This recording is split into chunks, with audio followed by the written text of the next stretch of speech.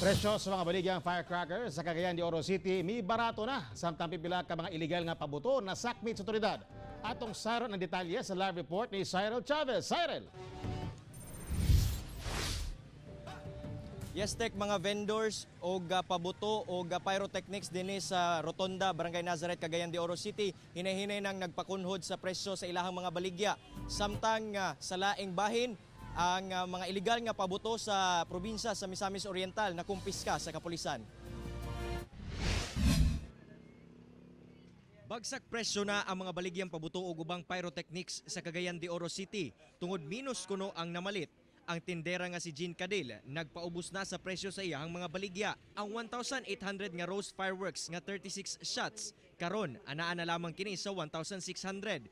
Pegasus fireworks nga tag 1,000 kaniadto 800 na lang karon. Nagtuo ang mga vendor nga giuna sa mga tawo ang pagpalit og pagkaon kaysa sa mga pabuto. Ang ilang budget kuno sa una daghan na daw ang mapalit nila nya karon gamay ra gid kaayo.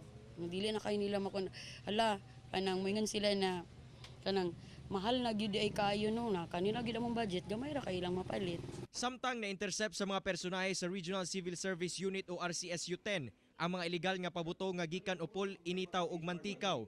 Sagad sa mga nakumpiska mao ang piccolo, quitis, Judas belt ug tatsulok, diin pipila niini imported pa. Gipang-confiscate na to lang siya, sir. In the first place, wala ni siya sa RA 781. Nga kaning sawa nga 1,000 rounds ay kaduha, sir. Walay mga PS marks atong nakita. So meaning gikan ni siya sa lain nga nasud imported. Sa kasamtangan, padayon ang monitoring sa otoridad sa mga gabaligya o illegal nga pabuto o kung dunay masakpan, posibleng dili na matagan og business permit. Tek, tambag gihapon sa atong mga otoridad nga mas maayong mulikay og disgrasya o dili na lang mupalit og pabuto, sanglit mas maayo nga mupalit na lamang og turotot og lain pang nga matang sa pagsaba-saba karong pagsugat sa bag-ong tuig. Tek. Okay, daghang salamat, Cyril Chavez.